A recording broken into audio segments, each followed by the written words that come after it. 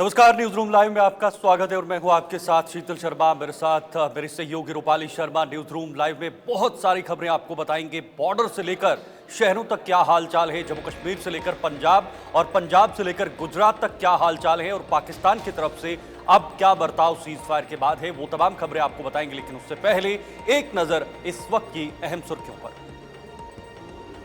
आज की पहली बड़ी खबर जो आपको बताएंगे, डोनाल्ड ट्रंप का एक बयान आया है। उन्होंने कहा है कि सीज फायर जरूरी था, नहीं तो युद्ध में बहुत सारे लोगों की जाने जानी थी। पूरी क्या बात बताई है वो भी आपको विस्तार से बताएंगे। बिल्कुल, इसके बाद बात करेंगे जहां पर आपको बता दें कि चीन के विदेश मंत्री ने डोभाल के साथ बातचीत की है और आपसी बातचीत में क्या कुछ निकलकर सामने आया है उस हवाले से भी जानकारी आपको देंगे।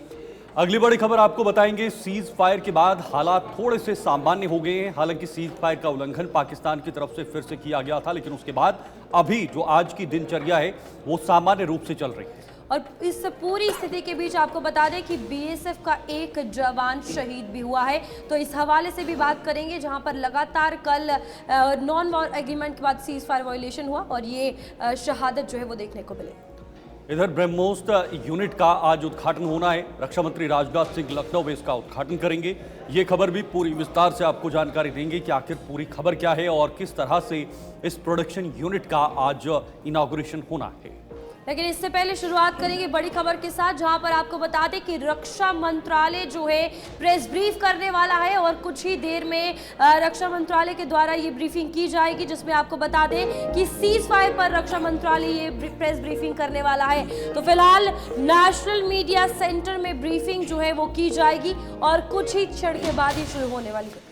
बिल्कुल, देखिए रूपाली, आज का दिन बहुत खास दिन है। वो इसलिए क्योंकि कल देर शाम भारत पाकिस्तान के बीच सीज फायर को लेकर जो है वो बात हुई थी, जिसकी पुष्टि आधिकारिक तौर पर अमेरिका के राष्ट्रपति डोनाल्ड ट्रंप ने अपने ट्वीट, अपने पोस्ट के जरिए की थी। और उसके बाद ये लगा था कि अब ये क्या हो गया, जिस कगार पर भारत चल रहा था, जिस रफ्तार के साथ भारत चल रहा था, जिस तरह से पाकिस्तान को पिछले 3 से 4 दिनों में घुटने पर टेकने को मजबूर किया था और पाकिस्तान को मजबूरन अंतर्राष्ट्रीय पटल पर देशों के सामने जाना पड़ा, IMF के सामने गिड़गिड़ाना पड़ा, लोन के लिए उनको गिड़गिड़ाना पड़ा। और यही वजह है कि पाकिस्तान घुटनों पर आ गया था। लेकिन क्या देश की जनता ये चाहती है? देश की जनता की जो भावनाएं हैं, देश की जनता की जो सेंटिमेंट्स हैं, जो देशभक्ति है, जो भक्तिभाव है, क्या वो काफ़ी है? क्योंकि जो प्रधानमंत्री मोदी की तरफ से या अन्य लोगों की तरफ से ये कहा गया था कि कल्पना के बाहर उनको जवाब दिया जाएगा, ये भारत ने ये नीति भी साफ की है कि हमारी लड़ाई पाकिस्तान से डायरेक्टली नहीं है, बल्कि हमारी लड़ाई सिर्फ और सिर्फ आतंकवाद से है। और आतंकवाद को जो बढ़ा रहा है, जो बढ़ोतरी कर रहा है, उससे।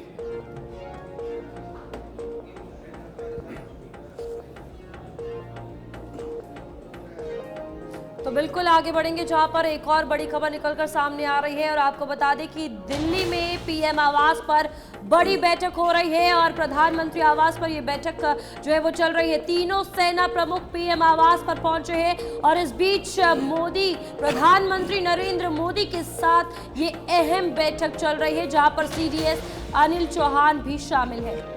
बिल्कुल, देखिए, जब भी प्रधानमंत्री के साथ इन तीनों की बैठक होती है, तीनों सेना प्रमुख या सीडीएस पहुंचते हैं या फिर एनएसए पहुंचते हैं, तब कोई ना कोई बड़ा फैसला निकल कर आता है या कोई बड़ी चीजें होती हैं। क्या आज भी कुछ अलग देखने को मिल सकता है? क्योंकि भारत के सीज फायर एग्रीमेंट के बाद फिर से पाकिस्तान ने जो सीज फायर का उल्लंघन किया है, उससे यह साफ जताया जा सकता है कि पाकिस्तान पर किसी भी सूरत में, किसी भी परिस्थिति में भरोसा नहीं किया जा सकता। यही वजह है कि आज फिर से बैठक हो रही है। तीनों सेना प्रमुख प्रधानमंत्री मोदी के साथ बैठक कर रहे हैं। सीडीएस अनिल चौहान भी पहुंचे हुए। क्या फिर से अगली रणनीति पर चर्चा होगी? क्योंकि भारत ने पहले ही रूपाली ये साफ कर दिया है कि आतंकवाद का जो भी गतिविधि होगी वो युद्ध समझा जाएगा, चाहे वो कोई भी आतंकवादी हो, किसी भी देश का आतंकवादी हो। लेकिन अगर वो भारत में किसी गतिविधि को अंजाम देता है तो वो समझा जाएगा कि ये पाकिस्तान से है और पाकिस्तान से सीधे युद्ध जैसे हालात बने हैं। ये भारत ने पहले ही साफ कर दिया है। अब देखना होगा भारत की अब सुरक्षा के नजरिए से अगली रणनीति यहां से क्या बनने वाली है। बिल्कुल, यहाँ पर कल देर रात जब नॉन वॉर एग्रीमेंट को लेकर, सीज फायर को लेकर बात सामने आई थी, उसके कुछ ही देर बाद ये देखने को मिला था कि उसका वायलेशन भी हुआ। इसके चलते अब दोबारा से पीएम आवास पर ये बड़ी बैठक जो है वो चल रही है। हमारे साथ ताबिश कमाल जुड़ चुके हैं, हमारे संवाददाता। ताबिश, बताइएगा अभी क्या कुछ जानकारी सामने आ रही है, क्योंकि तीनों सैनिक प्रमुख अगर बात की जाए वहां पर मौजूद है, सीडीएस के साथ ये बैठक पीएम की चल रही है और कल जो देखने को मिला है उसके बाद ये काफी महत्वपूर्ण है बैठक। फिलहाल अभी बैठक शुरू हुई है और अगर सूत्रों के हवाले से बात की जाए तो पता ये चल रहा है कि सीज फायर के बाद जो परिस्थितियां बनी है, कल पाकिस्तान की तरफ से एक बार फिर सीज फायर का उल्लंघन किया गया, उसको लेकर के बातचीत की जा रही है। प्रधानमंत्री नरेंद्र मोदी की अध्यक्षता में ये बैठक हो रही है, जिसमें तीनों सेनाओं के अध्यक्ष, सीडीएस, एनएसए अजीत डोभाल, रक्षा मंत्री राजनाथ सिंह सहित तमाम और डिपार्टमेंट के आला अधिकारी मौजूद हैं, जिनके साथ बैठ करके ये बात की जा रही है कि आने वाले अगर समय में दोबारा से सीज फायर का उल्लंघन किया जाता है तो किस तरह की तैयारी तीनों सेना की रहनी है और किस तरह से आगे कार्रवाई करनी है। हालांकि सीज फायर के बाद ये पहली बार प्रधानमंत्री नरेंद्र मोदी के साथ एक अहम बैठक हुई थी और बैठक का मकसद यही था कि कहीं ना कहीं जिस तरह से कल सीज फायर की बात हुई, उसके बावजूद पाकिस्तान ने उसका उल्लंघन किया। हालांकि भारत सरकार ने पूरी कड़ी मुस्तैदी के साथ उसका जवाब दिया। विदेश मंत्रालय के प्रवक्ता एकदम सामने आए, डिफेंस के प्रवक्ता सामने आए और उन्होंने कहा कि जिस तरह से पाकिस्तान ने एक बार फिर अपनी कायराना हरकत की है, उसका जवाब देने के लिए हम तैयार हैं। और अब ये भी कहा जा रहा है कि सीज फायर का उल्लंघन किया जाएगा तो उसको युद्ध की तरह माना जाएगा, यानी भारत अपने किसी भी फैसले में कहीं भी परिवर्तन नहीं करेगा। जो भारत की शर्तें हैं, उन शर्तों के आधार पर अगर सीज फायर का उल्लंघन किया जाता है तो भारत पूरी तरह से तैयार है। और ऐसे में चूंकि भारत तैयार है तो उसके लिए तीनों सेनाओं से ये जानना बेहद जरूरी है कि आगे की प्लानिंग क्या होगी। आपको याद होगा शीतल के जिस वक्त प्रधानमंत्री नरेंद्र मोदी के साथ 22 अप्रैल के बाद तीनों सेनाओं की मीटिंग हुई थी, जिसमें तमाम अधिकारी मौजूद थे, तो उस वक्त प्रधानमंत्री नरेंद्र मोदी ने ये कहा था कि हम सेनाओं को फ्री हैंड करते हैं, आप अपने हिसाब से काम कीजिए। तो ऐसे में सेनाओं को फ्री हैंड कर दिया गया है पूरी तरीके से, लेकिन रणनीति तैयार की जाती है, हर चीज की एक प्लानिंग होती है। क्योंकि यहाँ पर मसला ये नहीं है कि पाकिस्तान बार बार कायराना हरकत कर रहा है, मसला ये है कि दुनिया भर की जो निगाहें हैं वो भारत के तमाम राजनीतिक फैसलों पर लगी हुई है। भारत के तमाम जो फैसले होंगे जो बहुत ज्यादा निर्णायक होंगे, क्योंकि लगातार भारत की प्रशंसा दुनिया तमाम मुल्क कर रहे हैं कि भारत ने जिस तरह से प्राथमिकता दिखाते हुए नागरिकों की लेकिन ताबे कल जो सीज फायर की सहमति बनी थी दोनों देशों के बीच, जिसकी पुष्टि भारत ने नहीं की थी, डोनाल्ड ट्रंप ने की थी और भारत उसे मानने के लिए अभी भी पूरी तरीके से ठोस कदम नहीं दिखा रहा है, क्योंकि शॉर्ट टाइम बेसिस पे प्रेस कॉन्फ्रेंस दी गई एमईए की तरफ से, बिल्कुल छोटी सी प्रेस कॉन्फ्रेंस दी गई, उसमें कुछ नहीं बताया गया, टर्म्स एंड कंडीशन अभी तक सामने नहीं आई है और उसके बाद फिर से 2-3 घंटे के अंदर ही सीज फायर का उल्लंघन करना यह जताता है कि पाकिस्तान जो है वो सुधरेगा नहीं। अब तीनों सेना प्रमुखों के साथ बातचीत करना, सीडीएस के साथ बातचीत करना, क्या एक जो रणनीति होती है मिलिट्री के एंगल से, एक जो स्ट्रैटेजी होती है, वो अभी भी भारत की बरकरार है, तैयार है किसी भी सूरत से निपटने के लिए? देखिए, भारत पूरी तरीके से अपने हर मोर्चे पर पूरी तरह से तैयार है और इसीलिए भारत ये बार बार संदेश पाकिस्तान को ये मैसेज देना चाहता है कि आप अगर किसी भी तरह की कोई कायराना हरकत करेंगे तो उसका जवाब हम देने के लिए तैयार है। देखिए, जो भारत की तरफ से कल कहा गया था कि अगर संघर्ष विराम यानी कि अगर सीज फायर का उल्लंघन किया जाता है तो हम इसको युद्ध की तरह मानेंगे, और वही बात आज भी भारत लगातार दोहरा रहा है। भारत लगातार इस बात को कह रहा है, भारतीय सेनाएं पूरी तरह से तैयार है, भारत सरकार तैयार है। अगर पाकिस्तान की तरफ से दोबारा किसी तरह की कायराना हरकत की जाती है तो उसका जवाब देने के लिए हम पूरी तरह से तैयार है। सबसे बड़ी बात यह कि सीज फायर के बाद ये पहली बार बैठक हो रही है जिस पर जो अब तक हुआ है पूरे सिनेरियो को समझने के लिए किस तरह से तैयारियां की गई थी, सेना की क्या तैयारियां थी, सेना ने किस तरह से प्लानिंग की, टारगेट अटैकिंग की गई है, उस सब पर बातचीत की जा रही है। और सबसे अहम बात यह है कि आगे की प्लानिंग क्या रहने वाली है, हमारी सेनाएं आगे क्या करने वाली हैं, डिफेंस की क्या तैयारी है। तो ये सब जानने के लिए जरूरी है कि ये बैठक बहुत अहम मानी जाएगी। दूसरी सबसे बड़ी बात ये भी है शीतल, देखिए इंटरनेशनल लेवल पर अगर देखा जाए तो कहीं ना कहीं अमेरिका ने इसमें एक मध्यस्थता का बहुत बड़ा एक रोल निभाया है, और ऐसे में अगर पाकिस्तान की तरफ से वायलेशन किया जाता है तो इंटरनेशनल लेवल पर पाकिस्तान को जो बार बार मुंह की खानी पड़ रही है वो दोबारा ऐसी हरकत ना करे, उसका जवाब देने के लिए इस तरह की मीटिंगों का होना बहुत जरूरी है, जिससे पाकिस्तान को जवाब दिया जा सके कि हम दोबारा तैयार हैं और हम पूरी तरह से पाकिस्तान के हर जवाब को उसी बिल्कुल। की भाषा में जवाब देने के लिए तैयार है। और इसीलिए सेना के साथ बैठ करके तैयारी की जा रही है। सीडीएस बैठे हुए हैं, ठीक है। डिफेंस मिनिस्टर राजनाथ सिंह बैठे हुए हैं, यानी कि अब सेना तो पूरी तरह से तैयार है। लेकिन अगर भारत, देखिए, भारत हमेशा शांति की वार्ता करता रहा है, भारत हमेशा प्यार से समझाने की कोशिश हाँ, करता रहा है, लेकिन पाकिस्तान की तरफ से जिस तरह से ये कायराना हरकतें होती रही हैं, इसमें निर्दोष लोगों की जान जाती है। और यही वजह है कि कल जिस वक्त आर्मी की तरफ से प्रेस कॉन्फ्रेंस की गई थी, कहा ठीक गया है, था कि ठीक हम है। निर्दोष लोगों को बिल्कुल नहीं मारना चाहते और ना ही निर्दोष लोगों को हमने अटैक किया है। हाँ। हमने सिर्फ आतंकवादी जो अड्डे थे उनको निस्तो नाबूद किया है, ना हमने पाकिस्तान की आर्मी पर किसी तरह का कोई अटैक किया है, ना ही हम चाहते हैं। हम ये चाहते हैं कि जो आतंकवादी संगठन है उनकी पूरी तरह से खात्मा होना चाहिए, क्योंकि दुनिया इन आतंकवादी संगठनों से बेहद परेशान है। ठीक है और ये ताबिश। आतंकवादी संगठन ठीक। अपने ठीक है, आप जरा नजर बनाए रखिएगा इस पूरी बैठक पे, क्योंकि बहुत महत्वपूर्ण ये बैठक हो रही है तीनों प्रमुखों के साथ। फिलहाल अब देखना होगा आगे क्या कुछ निकल कर आएगा। एक बड़ी खबर आपको बता दें, डोनाल्ड ट्रंप का एक बयान सामने आया है और ये बयान उस वक्त आया है जब भारत पाकिस्तान के बीच सीज फायर की सहमति, जिसकी पुष्टि भी डोनाल्ड ट्रंप ने ही की थी और उसके बाद फिर से उल्लंघन किया है। एक और बड़ा बयान उनकी तरफ से, और उन्होंने कहा है कि ये बहुत अच्छी पहल है दोनों देशों की तरफ से, जिन्होंने सीज फायर का एग्रीमेंट जो है उस पर सहमति बनाई है। सीज फायर पर अमेरिकी राष्ट्रपति ट्रंप का ये बड़ा बयान सामने आया है। तो बिल्कुल यहाँ पर आपको बता दें कि ट्रंप ने ये कहा है कि विनाश का कारण बन सकता था ये युद्ध, यानी कि ये वॉर जो है बहुत बड़े डिस्ट्रक्शन का कारण बन सकती थी। भारत पाक के नेतृत्व में सहजदारी जो है वो दिखाई गई है। और फिलहाल आपको बता दें कि यहाँ पर कश्मीर मसले का भी हल निकाला जा सकता है, ये कहा गया है। तो फिलहाल ये बड़ा बयान ट्रंप की तरफ से दिया गया है, जहाँ पर आपको बता दें कि उन्होंने जो ये सीज फायर को लेकर बात थी उस पर समझदारी दिखाई गई है और दोनों देशों को लेकर ये कहा है कि नॉन वॉर एग्रीमेंट पर अग्री होना एक बहुत बड़ी समझदारी की पहल है। फिलहाल सीज फायर को लेकर ये कहा जा रहा है कि अगर ये लगातार वॉर की सिचुएशन बनी रहती, ये एक बहुत बड़ी डिस्ट्रक्शन का कारण बन सकता था। तो यहाँ फिलहाल ट्रंप की तरफ से ये बड़ा बयान दिया गया है। कल भी ट्वीट जो है पहले ही कर दिया गया था। हालांकि प्रेस ब्रीफिंग से पहले डोनाल्ड ट्रंप ने ये ट्वीट करके कह दिया था कि अब हालात जो है वो दोनों देशों में सामान्य होंगे। तनाव जो लगातार बना हुआ था उस बीच अब कहीं ना कहीं ये समझदारी भारत और पाकिस्तान ने दिखाई है, जिसके चलते अब कश्मीर मसले का हल भी निकल सकता है। ट्रंप की तरफ से बड़ा बयान दिया गया है। मायना ट्रंप के इस वक्त की जो स्ट्रेटजी है वो क्या है? देखिए, डोनाल्ड ट्रंप राष्ट्रपति अमेरिका के, उन्होंने क्या कुछ कहा एक्स पर, मुझे भारत और पाकिस्तान के मजबूत और अडिग नेतृत्व पर बहुत गर्व है, क्योंकि उनके पास ये जानने और समझने की शक्ति, बुद्धि और धैर्य है। बिल्कुल, यहाँ पर उन्होंने ये भी कहा है कि वर्तमान आक्रमण को रोकने का समय आ गया है। ये युद्ध इतने सारे लोगों की मृत्यु और विनाश का कारण बन सकता था। लाखों अच्छे और निर्दोष लोग मारे जा सकते थे। आपकी विरासत आपके बहादुर कार्यों से बहुत बढ़ गई है। यानी डोनाल्ड ट्रंप ने इस एक्स पोस्ट के जरिए बहुत सारे मैसेजेस सिर्फ भारत पाकिस्तान को जोड़ने के लिए नहीं दिए, ये विश्व भर में इसका बहुत बड़ा संकेत है। मुझे गर्व है कि अमेरिका आपको इस ऐतिहासिक और वीरतापूर्ण निर्णय पर पहुंचने में मदद करने में सक्षम था। जबकि चर्चा भी नहीं हुई, मैं इन दोनों महान राष्ट्रों के साथ व्यापार को काफी हद तक बढ़ाने जा रहा हूं। इसके अतिरिक्त मैं आप दोनों के साथ मिलकर ये देखने के लिए काम करूंगा कि क्या 1000 साल के बाद कश्मीर के संबंध में कोई समाधान निकाला जा सकता है।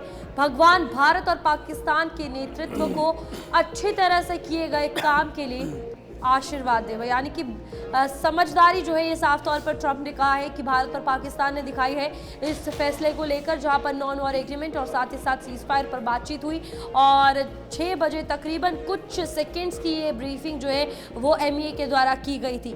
तो फिलहाल ये सीज फायर पर अमेरिकी राष्ट्रपति ट्रंप का बड़ा बयान। बिल्कुल, चलो फिलहाल हमारे साथ कर्नल दिनेश शर्मा जी इस वक्त जुड़े हुए हैं, रक्षा विशेषज्ञ हैं, उन्हीं से जानने की कोशिश भी करते हैं। दिनेश जी, बहुत बहुत स्वागत सर, बहुत बहुत शुक्रिया, आपने समय दिया कर्नल साहब। कर्नल साहब, सबसे पहले मैं ट्रंप से ही शुरुआत करना चाहूँगा, क्योंकि ट्रंप ने ही ये जानकारी दी है कल शाम 5 बजे के आसपास कि भाई 5 बजे के ऊपर ही समय हो गया था कि भाई भारत और पाकिस्तान दोनों सहमत हैं सीज फायर के लिए और सहमति के बाद ही ये फैसला लिया गया है और उन्होंने अपनी पुष्टि की है। अब देश में ये क्या कहा जा रहा है कि भाई डोनाल्ड ट्रंप, उनका हम क्यों माने, उनकी तरफ से ये पुष्टि क्यों की गई है। ये जो तमाम चीज़ें होती हैं रक्षा के एंगल से या किसी दो देशों के बीच जो युद्ध और तनाव जैसा माहौल बनता है, उसमें जाहिर सी बात है अमेरिका की एक भूमिका होती है। तो डोनाल्ड ट्रंप किस भूमिका में अभी नजर आ रहे हैं sir? Sheetal ji, thank you very much जी। For calling me and asking me my views. देखिए साहब, ऐसा है कि मैं ये डोनाल्ड ट्रंप साहब के जितने भी ये ट्वीट आ रहे हैं, ये मैं कल से पढ़ रहा हूँ, अभी भी पढ़ रहा हूँ। मुझे इसके अंदर किसी प्रकार का कोई इंटरेस्ट या किसी प्रकार की कोई खुशी नहीं हो रही है। अगर आप एनालाइज करें, जो मैं एक सैनिक होने के नाते करता हूँ, देखिए साहब, अभी तक तो आप कह रहे थे कि ये भारत और पाकिस्तान का मसला और हम इसके बीच में नहीं पड़ेंगे, एक पॉइंट। दूसरा पॉइंट ये हुआ कि इंटरनेशनल कम्युनिटी ने ये सोचा कि ये जो युद्ध है ये सिर्फ बॉर्डर तक ही सीमित होगा, लेकिन जब उन्होंने देखा कि भारत जो है डीप स्ट्राइक कर रहा है उसके इंस्टॉलेशन के ऊपर, उसके आर्थिक जगहों के ऊपर, तो इंटरनेशनल कम्युनिटी का ध्यान इस तरफ आकर्षित हुआ। तो मैं अपना जो बातचीत है, मैं उसे सिर्फ जो है अमेरिका के ऊपर ही आकर्षित करूंगा। देखिए साहब, ऐसा है, आपको सब मालूम है कि पाकिस्तान किस प्रकार से टेररिज्म के अंदर उलझा हुआ है और किस प्रकार से उसकी भूमिका है, ये आपने भी देख लिया था, कहां से आपने ओसामा बिन लैडेन को पकड़ा। नेक्स्ट पॉइंट ये है कि आपने जो है आईएमएफ से जो है उनको लोन दिला दिया। आईएमएफ के बारे में बाद में बात करेंगे कि उनका क्या रोल है और इनकी क्या भूमिका है, लेकिन इसके पीछे सबसे बड़ी जो बात है वो है कि अमेरिका का खुद का interest. I will come to that point.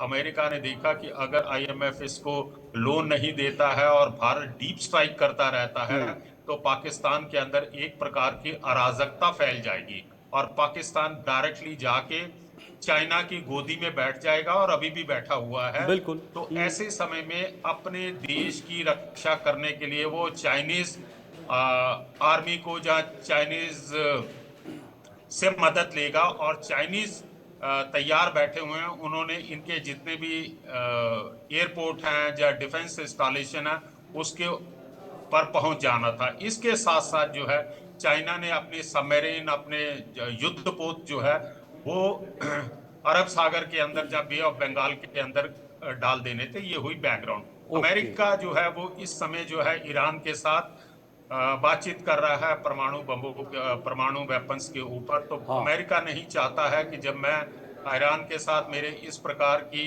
Negotiation चल रही है, उस समय चाइना के सबमरीन और चाइना के जो सोल्जर हैं वो तकरीबन 50 किलोमीटर दूर बैठे हुए। ईरान से और पाकिस्तान का रास्ता तकरीबन 50 किलोमीटर है। एक दूसरा जो है अमेरिका नहीं चाहता था कि अगर चाइनीज आर्मी जो है पाकिस्तान के अंदर आके बैठ जाती है तो सेंट्रल एशिया रिपब्लिक जितने भी 5 कंट्रीज हैं उनके ऊपर भी इसका अलग से प्रभाव पड़ेगा। अफगानिस्तान के ऊपर उसका अलग प्रभाव पड़ेगा, जिससे कि अमेरिका के जो है इंटरेस्ट जो है उनके ऊपर खतरा पैदा होता। तो बेसिकली ये कारण है कि आपने ओवरनाइट जो है आपने जो है अपनी पॉलिसी बदली और आप बीच में कूद पड़े कि सीज फायर करो। दोनों देश बड़े नेतृत्व हैं, बड़ा अच्छा है, भगवान आपको आशीर्वाद दे।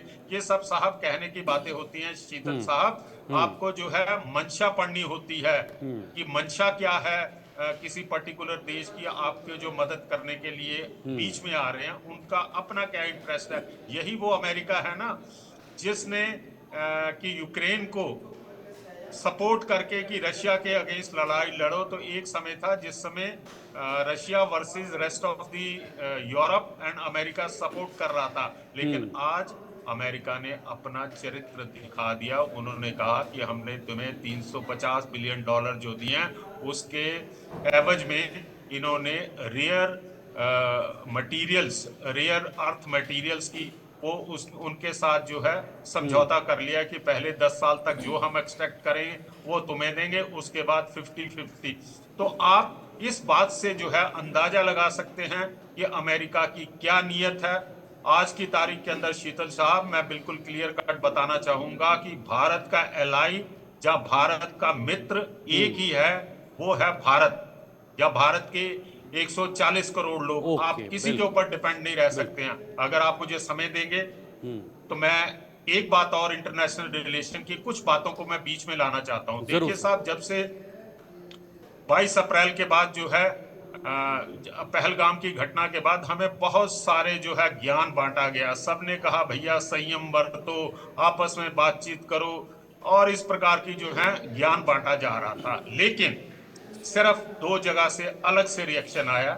तुर्की के प्रेसिडेंट जो अर्दोगन है, उसने हमारे एक्शन को जो है कंडम किया, लेकिन उसके बावजूद जो है हमारे पास एक पॉजिटिव रिएक्शन आया। इजराइल ने छाती ठोक के कहा कि भारत ने जो भी कुछ किया हुआ है वो बिल्कुल ठीक किया हुआ है। तो हमारे पास सिर्फ ये दो डायरेक्ट एक्शन आए थे, और हमारे देश के अंदर जो बुद्धिजीवी हैं हाँ। वो झंडा लेके, सफेद झंडा लेके और पैलेस्टीन्स के बारे में जलूस निकालेंगे।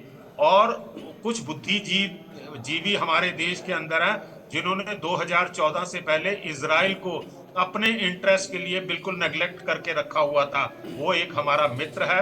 मैं आपके चैनल के माध्यम से आपके दर्शकों को बताना चाहूंगा कि अब आपको इन दो देशों की सपोर्ट जो है क्लियर कट नजर आ गई है। तो मेरे प्रिय भारतवासियों, सरकार तो डायरेक्टली किसी प्रकार का कोई आदेश पास नहीं कर सकती है कि भारत के नागरिक टूरिज्म के ऊपर तुर्की में ना जाएं, इस्तांबुल में ना जाएं। लेकिन हम एज ए दर्शक, लेकिन यहाँ हमें पर जिस अपने तरीके देश से अभी सिचुएशन है, इस बीच लगातार जब कल एग्रीमेंट हुआ, नॉन वॉर एग्रीमेंट की बात हुई, सीज फायर की बात हुई, कहीं ना कहीं ट्रंप के हौसले भी बढ़ते हुए नजर आए। इसके बाद लगातार चीन की तरफ से भी ये कहा जा रहा है जो भी हो हम पाकिस्तान को सपोर्ट करेंगे। ओवरऑल कंक्लूजन किस तरीके से निकलता है, क्योंकि यहाँ पर लगातार जब कल एग्रीमेंट हुआ उसके बाद भी सिचुएशन क्रिटिकल हुई थी कुछ टाइम के लिए। मैडम देखिए, ऐसा है कि पाकिस्तान की फितरत ही अलग किस्म की है। वो कभी भी जो कहता है वो करता नहीं है। आपने देखा कि 5 बजे के बाद जो है सीज फायर की जो घोषणा हुई थी, उनका डीजीएमओ आया था घुटने रगड़ता हुआ हमारे डीजीएमओ के पास सीज फायर के लिए। हम नहीं किसी के पास गए थे। लेकिन 5 बजे के बाद और पूरी रात भर तकरीबन 8 साढ़े 8 बजे तक भी पाकिस्तान की तरफ से जो है हवाई हमले और आर्टिलरी की फायरिंग आती रही है। तो खैर, हमने भी रिटर्न गिफ्ट जो है उसी जल्दी से भेज दिया था। तो पाकिस्तान के ऊपर आप किसी प्रकार का भरोसा नहीं कर सकते हैं। जी मैडम। कल्पना से परे कर्नल दिनेश जी, जिस बदले की हम बात कर रहे थे, क्या वो नजर आ रहा है आपके एंगल से? क्योंकि जिस प्रकार से सेना ने जवाब दिया है और खुद पाकिस्तान ने भी माना है कि नुकसान हुआ है।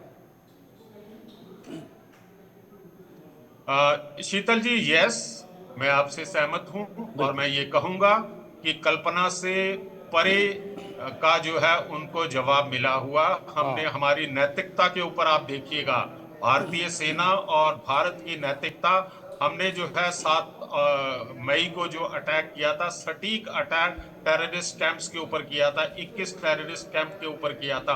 उसके बाद जो है पाकिस्तान ने जो रिटेलिएट किया था, हमने सिर्फ रिस्पांस किया था।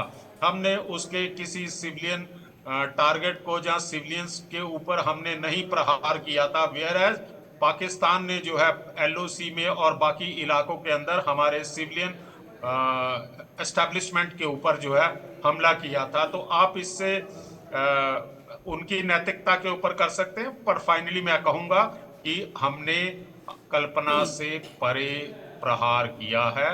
और उसको जो सोचता था उसको सपने में भी उसने नहीं सोचा होगा कि भारत जो है तुम्हारे हार्टलैंड के अंदर स्ट्राइक कर सकता है, चाहे वो लाहौर हो, गुजरांवाला हो, रावलपिंडी हो, सरगोदा हो।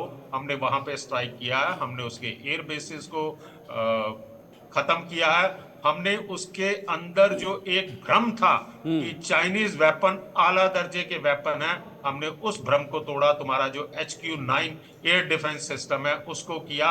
और तुमने जो है वो जो तुर्की है, तुम्हारा जो अर्दोगन है, 22 अप्रैल के बाद जो है उसका C-130 एयरप्लेन जो है वो वहां पे लैंड किया था, जिसके अंदर पूरे के पूरे जो है युद्ध का साजो सामान था, इंक्लूडिंग जो ड्रोन थे।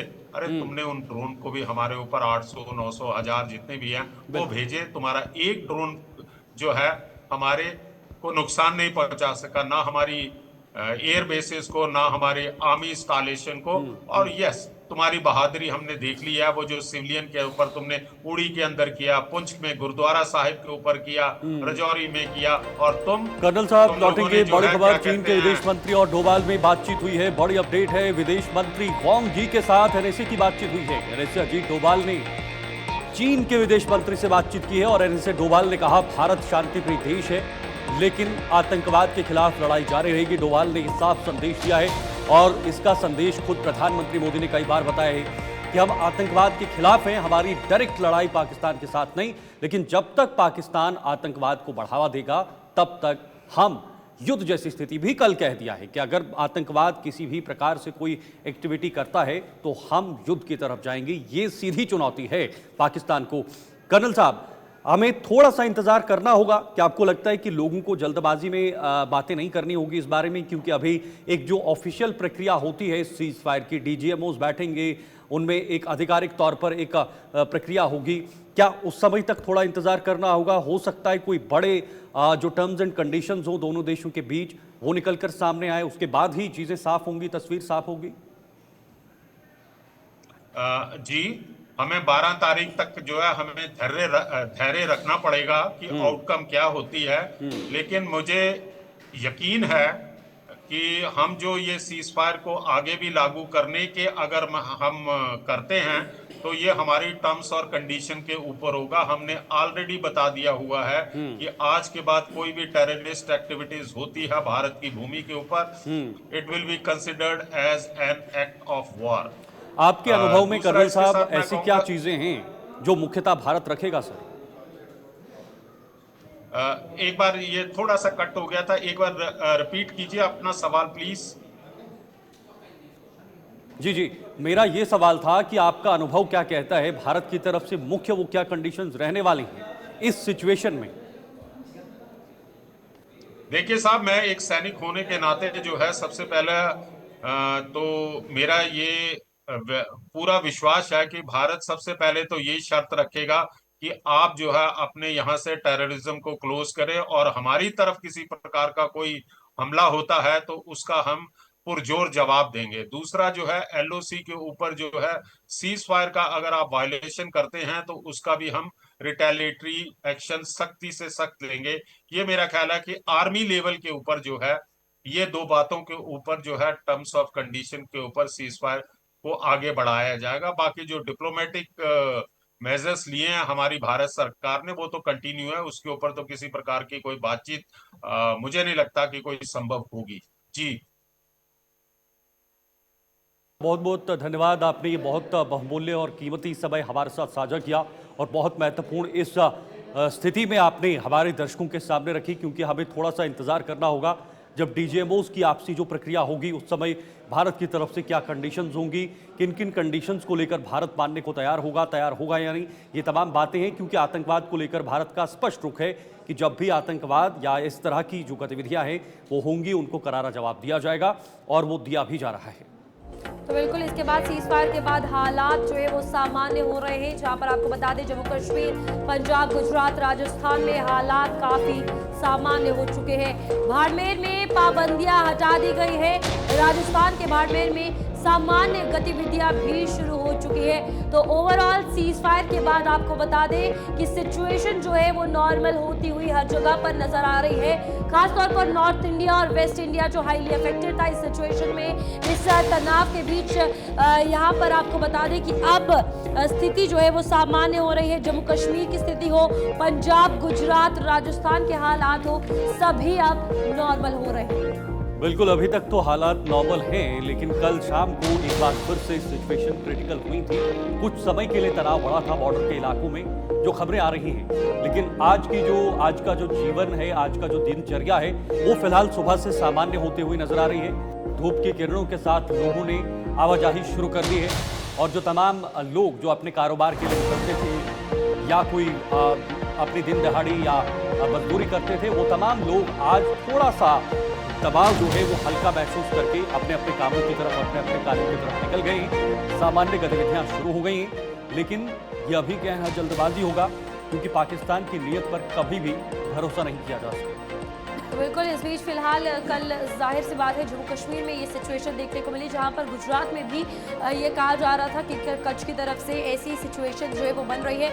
अभी फिलहाल गतिविधियां यानी कि सिचुएशन जो है वो दोनों जगह नॉर्मल है। जो तनाव लगातार देखने को मिल रहा था अभी वो नॉर्मल हो चुका है। और इसी में राजस्थान की बात करें, गुजरात, पंजाब, जम्मू कश्मीर लगातार हाई अलर्ट पर था और तनाव की स्थिति दोनों तरफ देखने को मिल रही थी। तो फिलहाल यहाँ पर बार बार यही कहा जा रहा है कि अभी भी पाकिस्तान पर भरोसा जो है वो नहीं जताया जा सकता, क्योंकि 5 बजे जो है वो बात हुई थी कि सीज फायर किया जाएगा और अब नॉन वॉर एग्रीमेंट और सीज फायर रोके जाने को लेकर, फायर रोके जाने को लेकर ये भी देखने को मिला कि कुछ ही देर के बाद यानी तकरीबन 2.5 घंटे के बाद ही सिचुएशन उसकी उल्टे थी। लेकिन फिर देर रात आते आते सिचुएशन जो है वो नॉर्मल हुई, हालात जो है वो सामान्य हुए। इस पर अब लगातार ये कहा जा रहा है कि ओवरऑल जम्मू कश्मीर, पंजाब, गुजरात और राजस्थान में जो सिचुएशन है वो नॉर्मल हो चुकी है।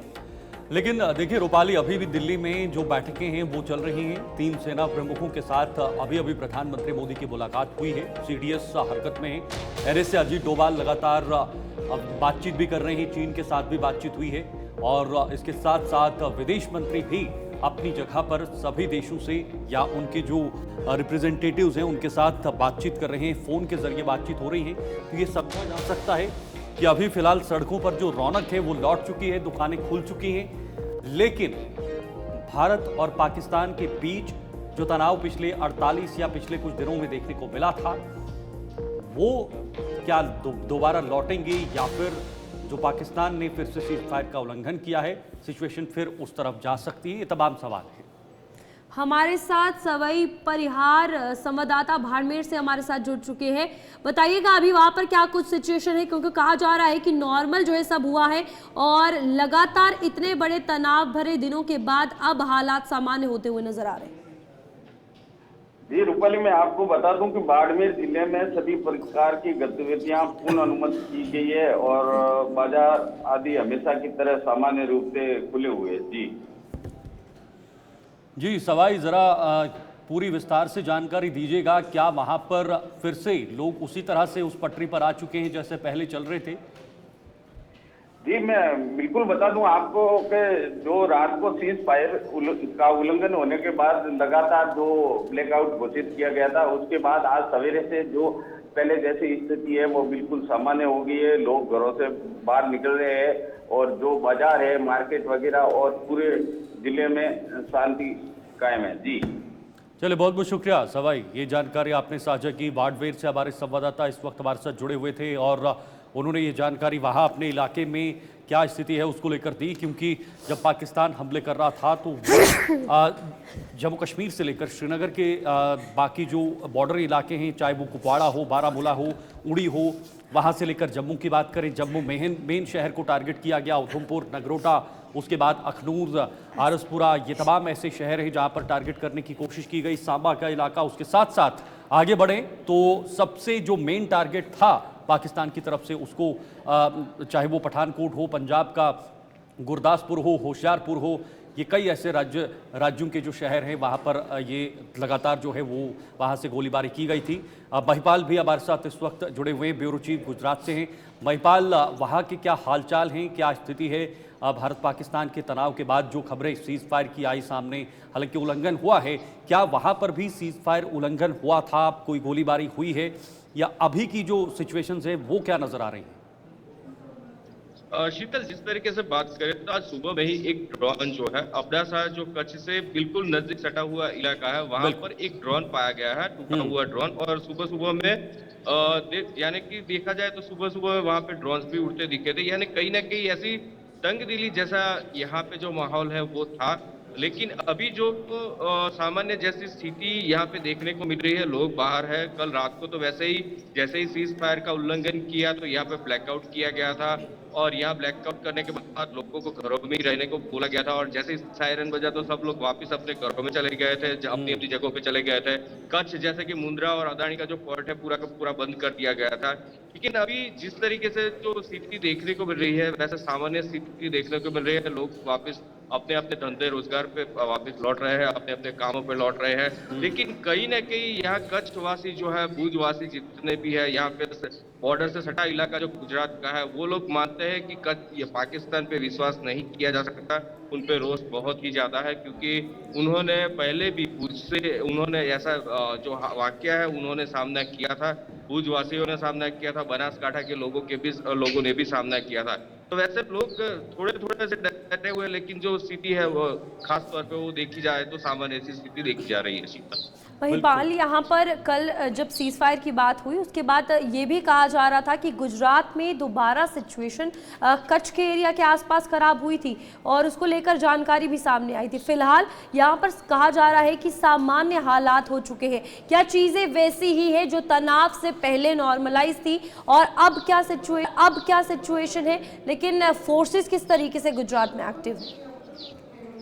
रूपाली, जिस तरीके से बात करें फोर्सेस की, सबसे पहले तो फोर्सेस जो है बहुत ही यहाँ पे अलर्ट मोड पे है। सरकार भी, उन्होंने भी कल हाई समीक्षा बैठक यहाँ पे की थी, तो उन लोगों ने सभी जो विंग्स है उनके साथ में बातें की थी और यहाँ पे बहुत ही कड़ा सघन यहाँ पे सुरक्षा की स्थिति यहाँ पे बॉर्डर पे देखने को मिल रही है। और बात करें लोगों की, तो लोगों में आम स्थिति बिल्कुल दिख रही है, सामान्य हालात दिख रहे हैं, लेकिन कहीं ना कहीं लोगों में ऐसा डर है, क्योंकि कल रात को जिस तरीके से सीज फायर का उल्लंघन किया गया, या हरामी नाला जो देखा गया कि जिस तरीके से 1971 में भी भुज को यहाँ से ही टारगेट किया गया था पाकिस्तान की ओर से, यानी कहीं ना कहीं वहां पे भी ड्रोन दिखे थे और कहीं ना कहीं दूसरे भी नड़ाबेट जैसे इलाके हैं, अबड़ासा जैसे इलाके हैं, वहां पर भी ड्रोन दिखे थे। हालांकि आज सुबह में भी एक ड्रोन वहां पे दिखा और टूटा हुआ मिला था, यानी कहीं ना कहीं लोगों में एक भय और रोष भी है कि यहाँ पे पाकिस्तान पे विश्वास नहीं किया जा सकता, वो कभी भी कुछ भी कर सकते हैं। और ये पहली बार नहीं है कि जो सीज फायर का उल्लंघन हो रहा है, वह बार बार पहले भी करते आ चुके हैं। यानी कहीं ना कहीं लोगों की स्थिति सामान्य बिल्कुल से है, लेकिन वो अलर्ट मोड में भी दिखे जा रहे हैं और प्रशासन भी और साथ ही साथ में जो बॉर्डर सुरक्षा है वो भी यहाँ पे मुस्तैद नजर आ रही है। आगे की सुरक्षा व्यवस्था देखते हुए महिपाल, क्या कोई लोगों के लिए एडवाइजरीज हैं? क्या लोगों को सुरक्षित रहने के लिए कहा गया है, या ऐसी कोई सिचुएशन दोबारा से बने तो उस वक्त प्रशासन उन लोगों तक कैसे पहुंचेगी या उन तक कैसे ये मैसेज पहुंचाएगी कि दोबारा हालात ख़राब हो रहे हैं? हालांकि सायरन जैसी चीज़ें हैं वो एक बहुत बड़ा उस समय एक संकेत, एक सिंबल होता है। क्या एडवाइजरीज है प्रशासन की तरफ से आम लोगों के लिए ताकि सभी लोग सुरक्षित रहें? शीतल, जिस तरीके से बात करें यहाँ पे एडवाइजरी, तो एडवाइजरी सबसे पहले यह गुजरात में जब से यहाँ पे दी थी लोगों को, तो लोगों को एक सोशल मीडिया के माध्यम से और न्यूज़पेपर के माध्यम से और न्यूज़ के माध्यम से उन लोगों तक पहुंचाई गई थी और इसी एडवाइजरी को अभी फॉलो करने के लिए बोला था। और प्रशासन की जो बात करें तो यहाँ आरोग्य कर्मी जितने हैं उनकी जो छुट्टी थी वो रद्द कर दी गई है, साथ ही साथ में पुलिस की छुट्टियां जो है वो रद्द कर दी गई है। और जिस तरीके से कलेक्टर हो या फिर एसपी हो, किसी भी लोगों को यहाँ पे छुट्टी नहीं दी गई है, उनकी छुट्टी रद्द की गई है, सबको अलर्ट मोड पे रखा गया है और लोगों को भी खास तौर पे बोला गया है कि एडवाइजर किया पूरा का पूरा पालन करें। जैसे ही ब्लैकआउट होता है तो सब लोग अपने घरों में और सुरक्षित स्थानों पे चले जाए और साथ ही साथ में जो यहाँ पे ठीक है जो है उनको रोड पे संभाल कर बोला गया है। ठीक है महिपाल, बहुत बहुत धन्यवाद हमें तमाम जानकारी देने के लिए। रंजीव मेहता हमारे संवाददाता भी हमारे साथ जुड़े हुए हैं। हालांकि स्थिति जो है सामान्य हो चुकी है, जानकारी लेंगे कि यहाँ पर कठुआ में इस वक्त क्या कुछ स्थिति है जम्मू कश्मीर के। रंजीव बताइएगा अभी क्या कुछ सिचुएशन है, क्योंकि कहा जा रहा है कि जो कल सीज फायर का वायलेशन हुआ था उसके बाद अब नॉर्मल सिचुएशन होती हुई नजर आ रही है जम्मू कश्मीर में। बिल्कुल, जो टेंशन थी बॉर्डर पर रूपाली, मैं बताऊं कि उसके बाद अब जैसे ही कल शाम को सीज फायर का ऐलान हुआ उसके बाद हालात सामान्य होना शुरू हो गए। लेकिन गनीमत ये रही कि रात को एक बार फिर जब ड्रोन आसमान पर दिखने लगे तो लोगों के मन में एक बार फिर भय उठ पड़ा और लोग असमंजस की स्थिति जो पैदा हो गई। लेकिन रात 10-11 बजे होते होते एक बार फिर हालात जो है पूरी तरह से सामान्य हो गए।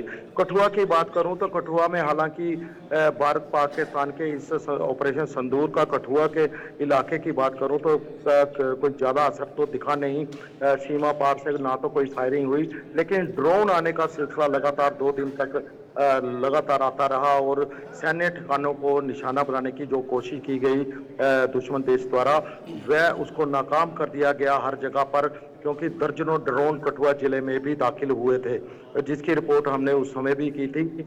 लेकिन अब धीरे धीरे पटरी पर जीवन लौटता हुआ दिखाई दे रहा है। सीमांत गांवों की बात करूं, दुकानें खुली हैं, लोग अपने रोजमर्रा के काम के लिए हर जगह जाना शुरू हो चुके हैं। लोगों ने कहीं ना कहीं, सीमांत लोगों ने राहत की सांस जरूर ली है, लेकिन लोगों का मानना है कि पाकिस्तान जो एक ऐसा देश है, इस पर सीधे तौर पर विश्वास करना ठीक नहीं होगा। इसकी हर एक हरकत पर जो है वो नजर रखनी पड़ेगी। अगर कल को कुछ करता है तो एक बार फिर से जो यहाँ पर सुरक्षा बल तैनात हैं बॉर्डर पर, वह पाकिस्तान की हर एक नापाक हरकत का मुंह तोड़ जवाब देने के लिए तैयार है। लेकिन सबसे बड़ी बात यह है कि ये कठुआ सेक्टर जो हीरानगर सेक्टर है, बॉर्डर का पूरा 22 किलोमीटर की जो अंतर्राष्ट्रीय सीमा है, वहां पर एक भी फायर नहीं आया सीमा पार से, लेकिन ड्रोन आने का सिलसिला रहा, जो लोगों के लिए काफी दहशत रही एक दो रातों के लिए। लेकिन उसके बाद अभी हालात जो है पूरी तरह से सामान्य हो चुके हैं। लोग अपने रोजमर्रा के काम पर लौट चुके हैं। बहुत बहुत धन्यवाद, आपने ये जानकारी दी। और कठुआ में भले ही पाकिस्तान की तरफ से उतना बॉर्डर पर इम्पैक्ट नहीं दिखा, लेकिन ड्रोन नजर आए। साथ साथ कठुआ से सटा हुआ पठानकोट का इलाका, जहां पर पाकिस्तान लगातार टारगेट कर रहा था, लेकिन अब फिलहाल ट्रैक पर ये सभी चीज़ें आ रही हैं। आगे बढ़ते हैं, एक बड़ी खबर इस वक्त आपको बताएंगे। बीती रात गोलीबारी में बीएसएफ का एक जवान शहीद हुआ है। ये दुखद खबर सामने आ रही है। जम्मू में अंतर्राष्ट्रीय सीमा पर ये शहीद हुए हैं, आईबी पर शहीद हुए हैं। अपनी ड्यूटी के दौरान बिहार के छपरा के रहने वाले थे मोहम्मद इम्तियाज। बिल्कुल, आपको बता दें कि 7 और जवानों को अस्पताल में फिलहाल भर्ती करवाया गया है। और जम्मू के अंतर्राष्ट्रीय सीमा पर कल जो पाकिस्तान की तरफ से गोलीबारी की गई थी, उसमें बीएसएफ के एक जवान शहीद हो गए थे। आज जो है इन्हें पुष्पांजलि अर्पित की जाएगी, श्रद्धांजलि जो है वो दी जाएगी। फिलहाल आपको बता दें कि 7 बाकी जवान भी है जो काफ़ी ज़्यादा बुरे तरीके से घायल हुए हैं, उन्हें अस्पताल में इलाज के लिए भर्ती करवाया गया है। और ये आपको बता दें कि आरएसपुरा सेक्टर में पूरी जो आईबी पर ये पूरी घटना है वो हुई है। और शहीद जवान मोहम्मद इम्तियाज बिहार के छपरा के रहने वाले थे।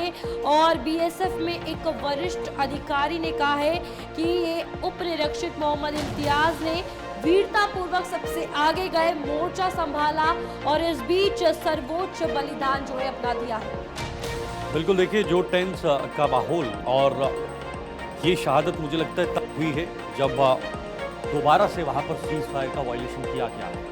तो ये कायराना हरकत पाकिस्तान की तरफ से विश्वास नहीं किया जा सकता। पहले सीज फायर का एग्रीमेंट हुआ और उसके बाद उल्लंघन हुआ और उसके बाद ये चीज़ें निकल कर आई। तो आप पाकिस्तान जैसे देश पर बिल्कुल भी भरोसा नहीं कर सकते। पाकिस्तान की सेना पर, सेना वो चीज़ होती है जो हर देश की सुरक्षा करती है, लेकिन पाकिस्तान की सेना ने जो कायराना हरकत की है वो शर्मनाक हरकत है। और ये बताता है कि पाकिस्तान पर हम कभी भी भरोसा नहीं कर सकते, बिल्कुल भी भरोसा नहीं किया जा सकता। यूपी ब्रह्मोस्त्र प्रोडक्शन यूनिट का आज उद्घाटन होना है। खुद रक्षा मंत्री राजनाथ सिंह इस यूनिट का उद्घाटन करेंगे। लखनऊ में ब्रह्मोस्त्र प्रोडक्शन यूनिट का ये बड़ा उद्घाटन आज होने वाला है। राजनाथ सिंह वर्चुअली यूनिट का शुभारंभ करेंगे। ये वर्चुअल मोड पर होगा। इस यूनिट का शुभारंभ खुद रक्षा मंत्री राजनाथ सिंह की तरफ से किया जाएगा और मुख्यमंत्री योगी आदित्यनाथ लखनऊ में मौजूद रहेंगे। उनकी मौजूदगी में ही ये वर्चुअली आज उद्घाटन होना है, जो देश के लिए, देश की रक्षा के लिए, देश के डिफेंस सिस्टम के लिए एक बहुत बड़ी उपलब्धि मानी जा रही है। और यही वजह है कि आज रक्षा मंत्री राजनाथ सिंह इसका उद्घाटन करने जा रहे हैं। तो बिल्कुल, यहाँ पर लखनऊ में रक्षा मंत्री राजनाथ सिंह आज इस ब्रह्मोस प्रोडक्शन यूनिट का उद्घाटन करेंगे। और कहा जा रहा है कि ब्रह्मोस एरोस्पेस एकीकरण और प्रशिक्षण सुविधा का ये वर्चुअल तरीके से उद्घाटन किया जाएगा। लेकिन इसी बीच लखनऊ में मुख्यमंत्री योगी आदित्यनाथ भी मौजूद रहेंगे। तो फिलहाल डिफेंस के हवाले से एक और बड़ी पहल, जहां प्रोडक्शन यूनिट जो है वो रखा गया है, इसका उद्घाटन जो है वो किया जाने वाला है। तो ये आज लखनऊ में इसका उद्घाटन होना है, जहां पर सीएम योगी आदित्यनाथ भी मौजूद हैं। चलिए, न्यूज़ रूम लाइव में आज के लिए फिलहाल इतना ही। मुझे और मेरी सहयोगी को दीजिए इजाजत। नमस्कार।